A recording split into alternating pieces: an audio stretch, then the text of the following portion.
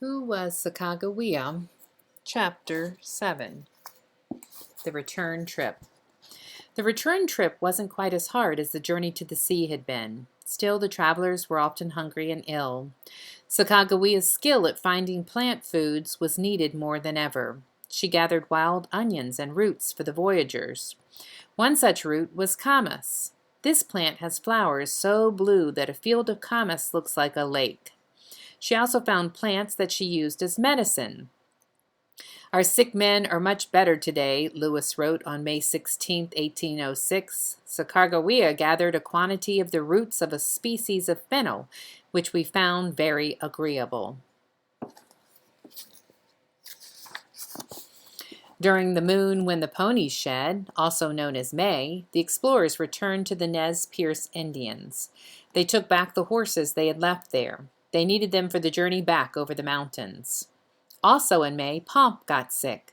The 15-month-old child ran a high fever. His neck and throat were swollen. Bird Woman and the captains rubbed his neck with boiled onions and beeswax. Soon Pomp was all better. For part of the trip, the two captains split up. Sacagawea traveled with Clark. She did not meet her tribe on the way home. Yet Bird Woman knew the land that they passed through. She showed Clark the best way through the mountains. The Indian woman has been of great service to me as a pilot through this country, he wrote. On July 25, 1806, Clark's group saw a huge rock near what is now Billings, Montana. It was 200 feet high, as tall as a 20-story building. Captain Clark called it Pompey's Tower for the child who had been so ill. Clark climbed the rock and carved his name and the date on it. Today, the rock is called Pompey's Pillar. Clark also named a nearby stream for his little dancing boy. This stream is known as Pompey's Pillar Creek. Lewis's group joined up with Clark's on August 12th. They met near the Montana-North Dakota border. The travelers then floated back down the Missouri River in their canoes. Soon they reached the village where the explorers had met Sacagawea 2 winters earlier.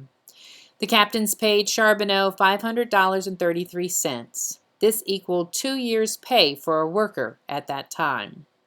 Now the time had come for Sacagawea, Charbonneau, and little Pomp to say goodbye to all the explorers. The Corps of Discovery then glided downriver from their starting point, St. Louis. They had covered 8,000 miles and had been away for 28 months. They hadn't been heard from for so long that most Americans assumed they were dead.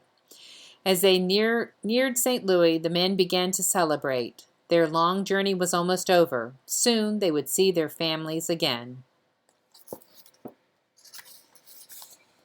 The Lewis and Clark expedition reached St. Louis in late September. Cheering crowds greeted the men. They were heroes.